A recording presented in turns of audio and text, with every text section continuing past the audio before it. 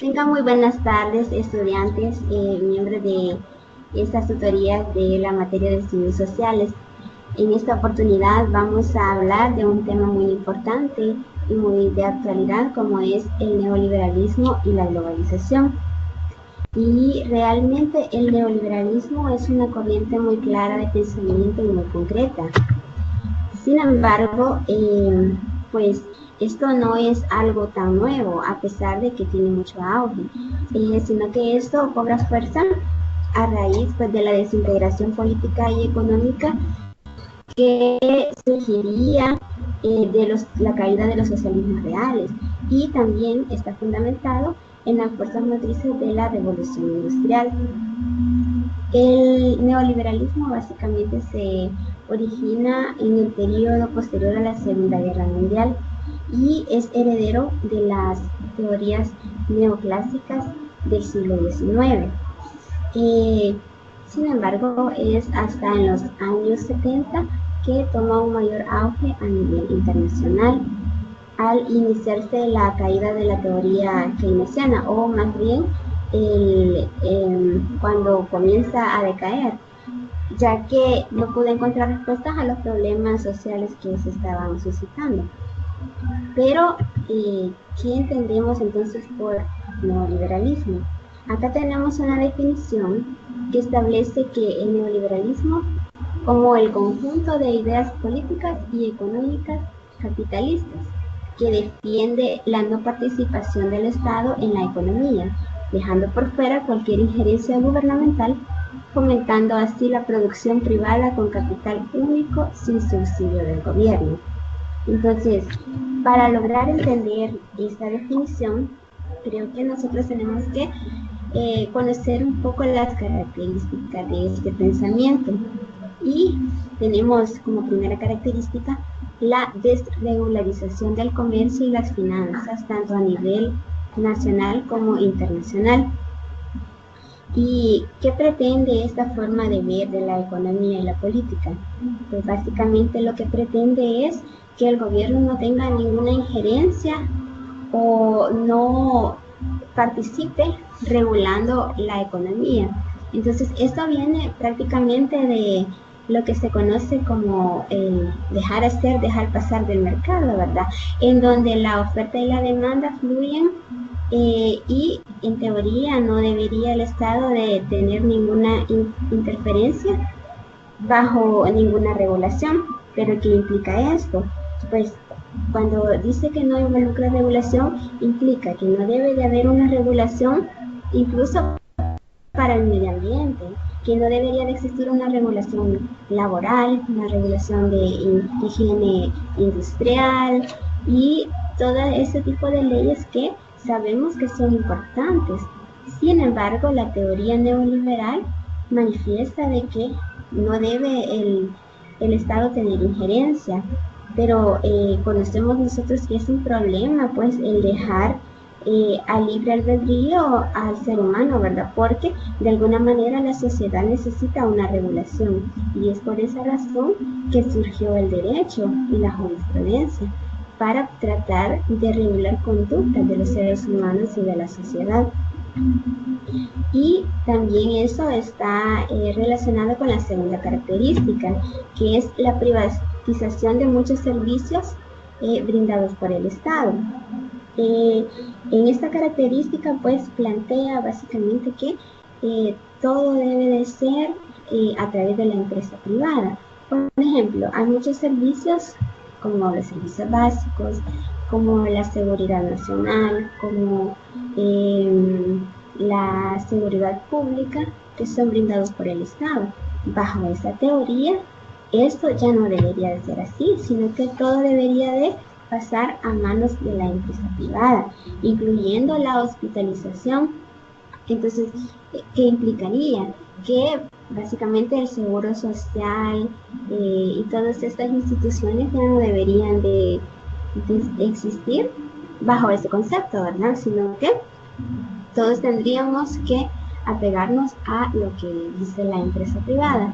Entonces sería un problema porque habría muchas personas que a lo mejor no tenemos la capacidad de tener un seguro médico privado o tener, poder estar en control en hospitales privados, ¿verdad? Sino que tenemos nosotros la necesidad muchas veces de ser parte de estos programas sociales. Otra característica es la cesión por parte del Estado de su compromiso de regular activamente las condiciones macroeconómicas, especialmente en lo referente al empleo. Entonces, lo que mencionábamos anteriormente, ¿verdad? El Estado ya cede ese compromiso y las leyes laborales ya no serían como reguladas bajo este sistema. También busca la reducción del gasto social. Entonces, todo este presupuesto que va en pro de realizar proyectos que van en beneficio de las comunidades o de las masas, también esta teoría neoliberal plantea de que debería de disminuir. Asimismo, la reducción de impuestos aplicados a las empresas y a las familias. ¿Y cómo funcionaría esto? Bueno, básicamente habla de una austeridad fiscal en donde bajaría los impuestos a los que tienen los medios de producción. Entonces, sería como una contrarreforma fiscal. ¿Por qué? Porque pretende incrementar el impuesto al consumo, que es el que pagamos nosotros, ¿verdad? Cuando vamos al mercado, cuando vamos a la tienda a comprar nuestros productos básicos, pero quiere disminuir el impuesto directo, que es el que va, por ejemplo, a las utilidades, los que pagan las empresas, el impuesto específico, alcohol, tabaco. Entonces esto pretende disminuirlo. Obviamente es como un beneficio para la empresa privada y para quienes tienen los medios de producción. Otra característica del pensamiento neoliberal son los ataques desde el gobierno y las empresas a los sindicatos, desplazando el poder a favor del capital y debilitando la capacidad de negociación de los trabajadores. ¿A qué nos referimos con esto? Bueno, básicamente los sindicatos han sido creados para la defensa de los derechos laborales de los trabajadores, ¿verdad? Y para la búsqueda del mejoramiento de las condiciones de estos en las empresas, en los trabajos, ¿verdad? En el ambiente laboral. Bajo este pensamiento neoliberal, el gobierno va a desplazar el poder a favor del capital. Quiere decir de que quien va a tener un mayor favorecimiento siempre va a ser la parte patronal y no la parte laboral, que tal como funciona es como un equilibrio, ¿verdad? Que no le dejan todo el poder al patrono porque existen los sindicatos, porque existen los contratos laborales. Sin embargo, bajo esta teoría deberían el gobierno de favorecer el capital. Entonces tenemos también la siguiente característica, que es la proliferación de los trabajos temporales sobre los trabajos fijos.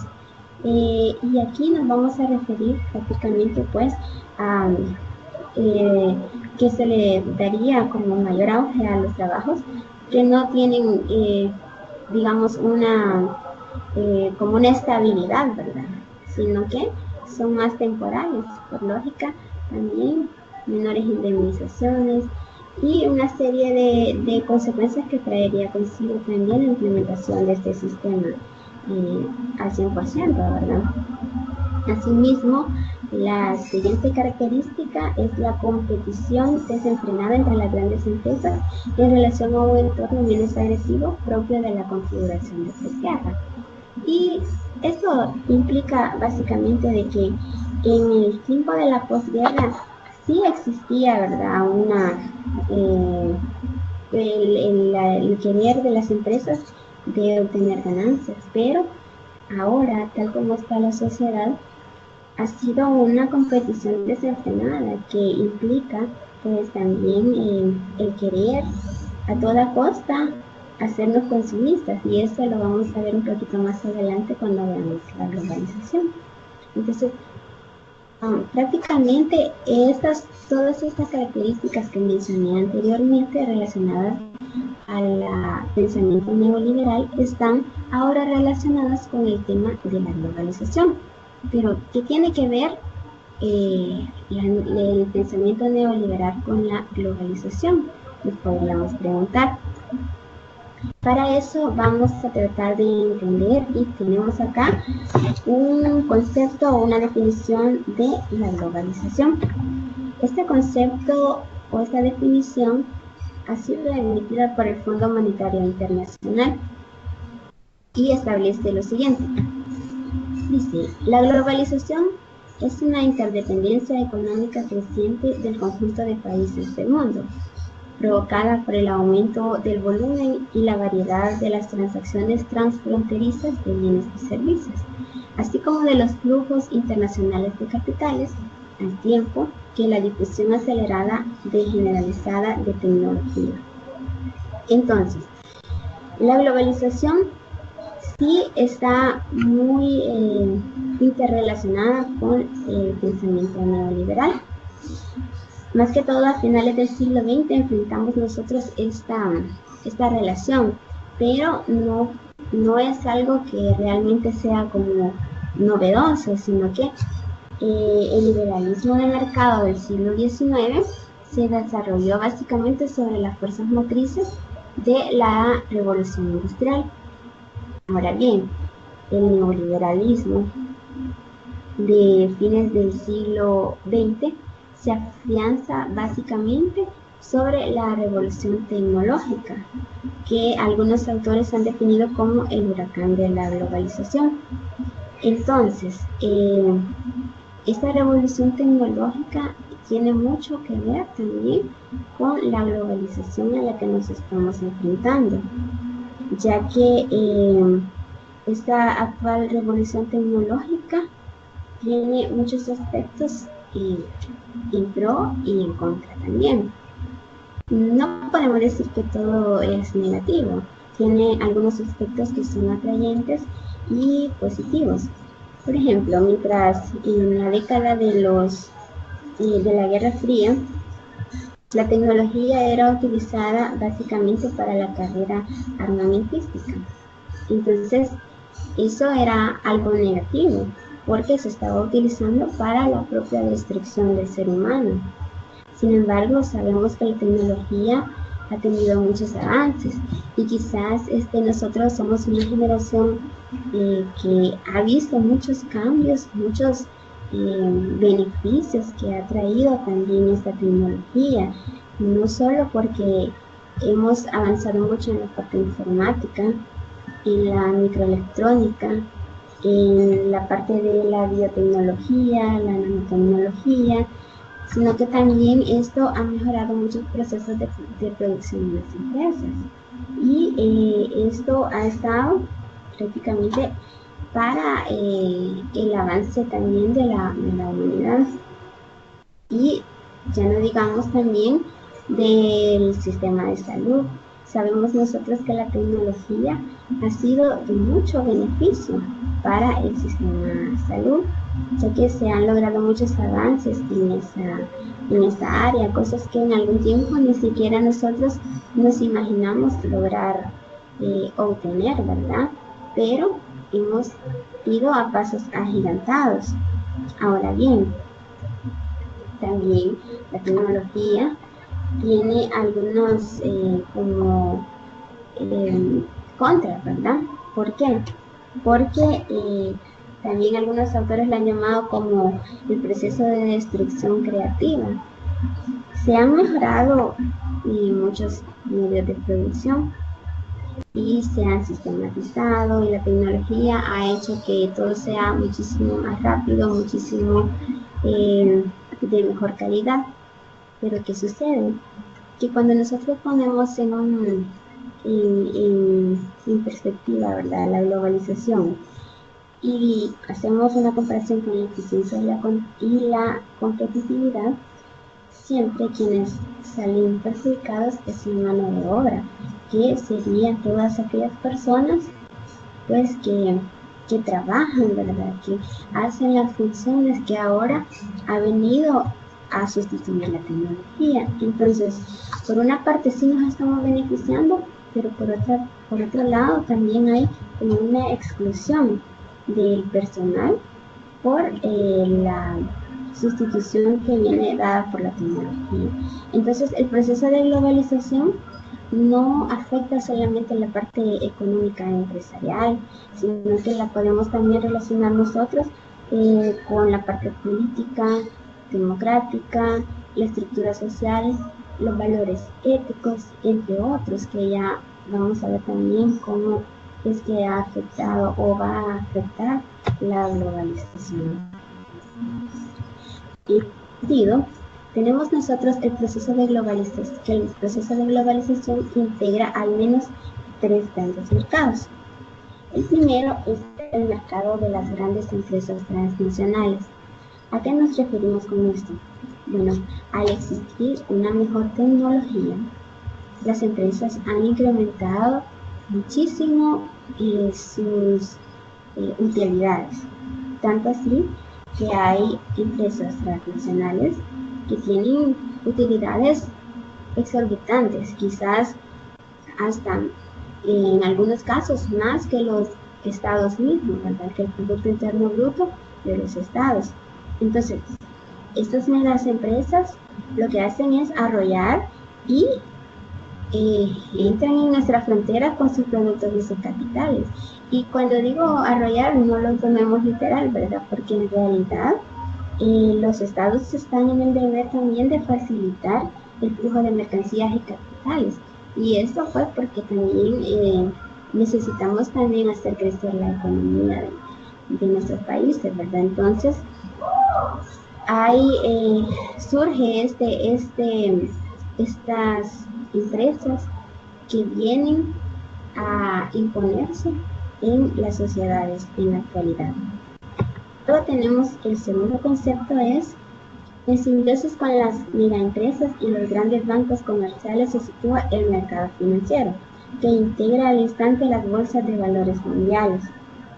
Sabemos que en la bolsa de valores también se mueve muchísimo capital y moviliza millones y millones de dólares diariamente. Entonces, en ese sentido, todos somos testigos del efecto dominó que puede traer esto. ¿Por qué? Porque ya no somos independientes, sino que vamos a depender también de cómo se encuentre la bolsa de valores, de cómo esté la banca, y esto va a generar también, ya sea que nuestras economías vayan incrementándose o que de la noche a la mañana también esto pueda haber, también puedan tener algunos inconvenientes, ¿verdad?, nuestras economías. Entonces, lo que se genera con esto es una especulación financiera realmente, porque no hay como una estabilidad monetaria, sino que dependemos de cómo se vaya moviendo el mercado bursátil. Y realmente es bastante incierto, porque sabemos que se puede cambiar de un día para otro. Entonces, pero en nuestro mundo estamos así de globalizados.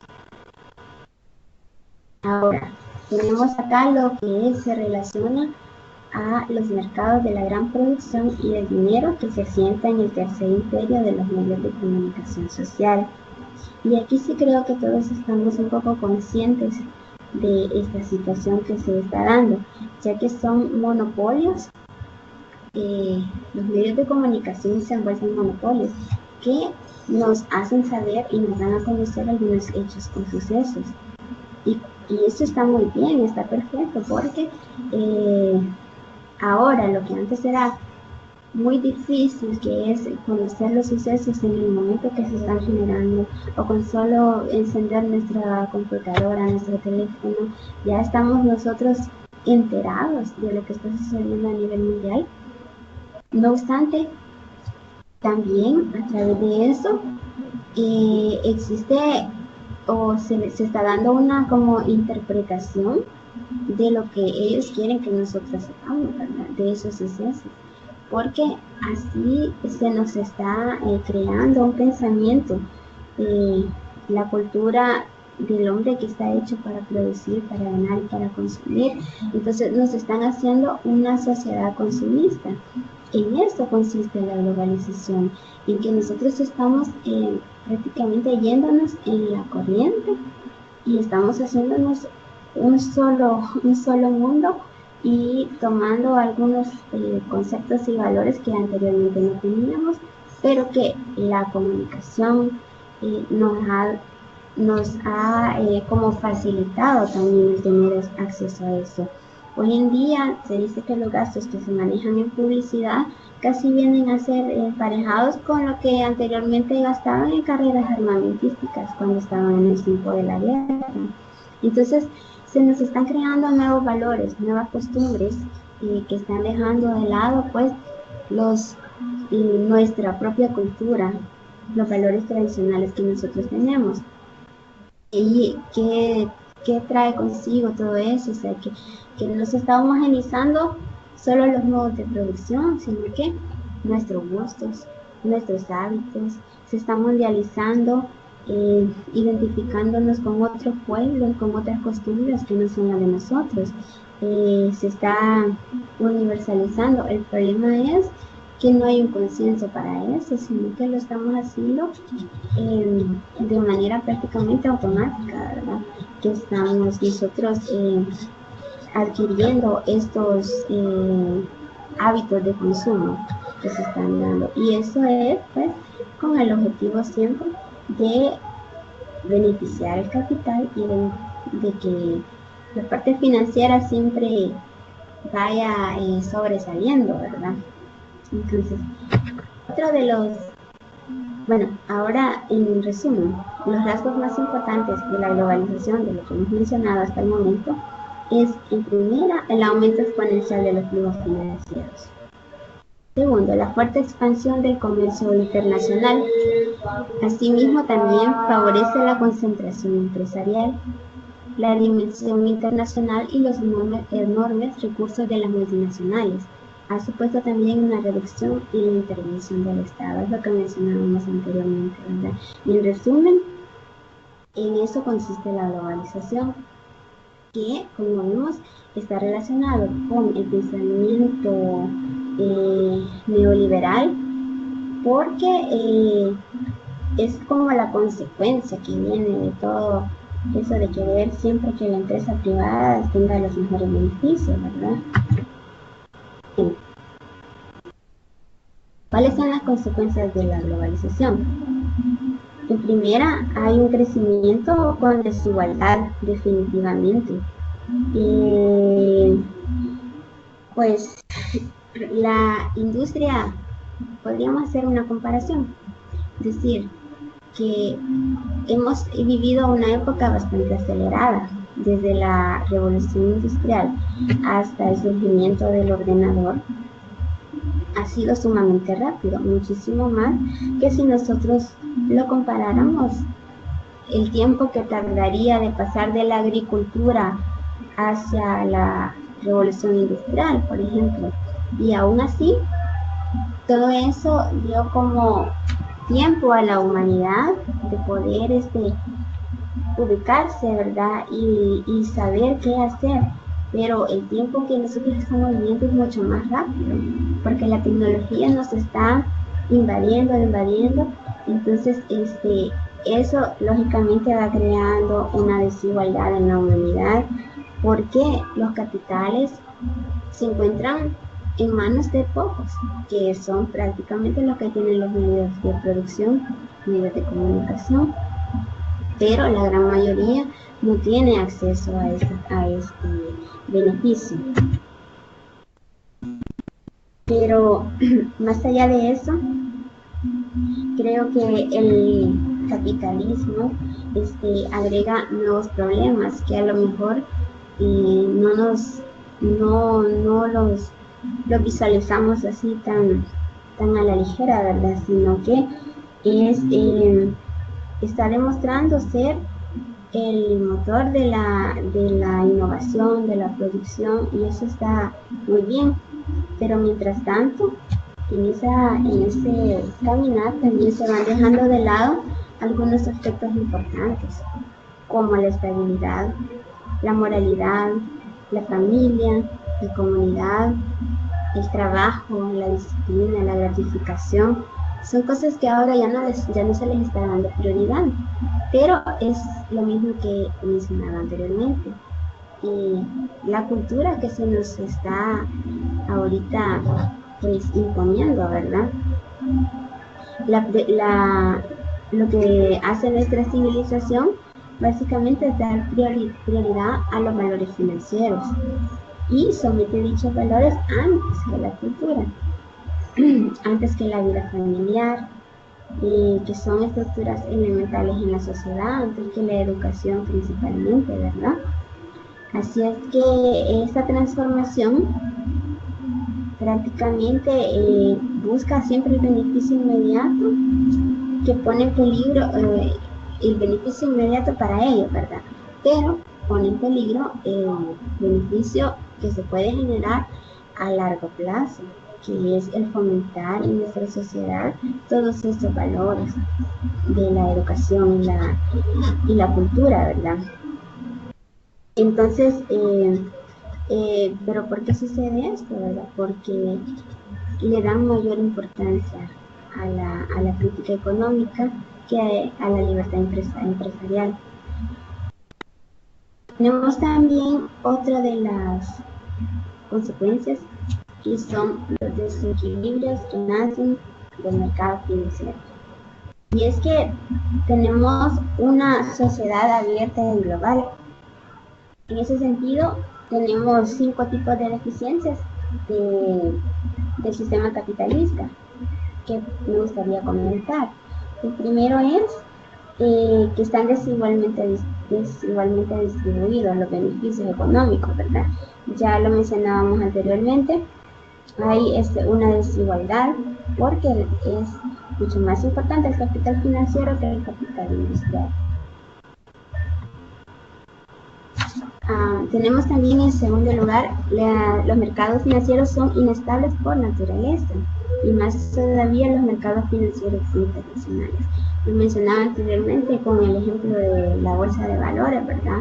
Es algo bien incierto del cual estamos nosotros dependiendo, y los riesgos de colapso también aumentan porque nuestra comprensión teórica de cómo funcionan los mercados financieros es básicamente defectuosa. Entonces, sin embargo, dependemos totalmente de ellos. Asimismo, también tenemos la inestabilidad. No se reduce al sistema financiero, sino que la meta de los competidores siempre va a ser predominar, pero no mantener la competencia en el mercado. Eso también va a generar un inconveniente a largo plazo. También, ¿a quién corresponde evitar esa concentración de poder indebida y salvaguardar la estabilidad? Pues básicamente es al gobierno mismo, ¿verdad? Que es el que en teoría debe de regular todas estas prácticas y estas conductas. Sin embargo, la capacidad del Estado también se ha visto reducida para ocuparse del bienestar de sus ciudadanos, y esto se debe también a la misma globalización.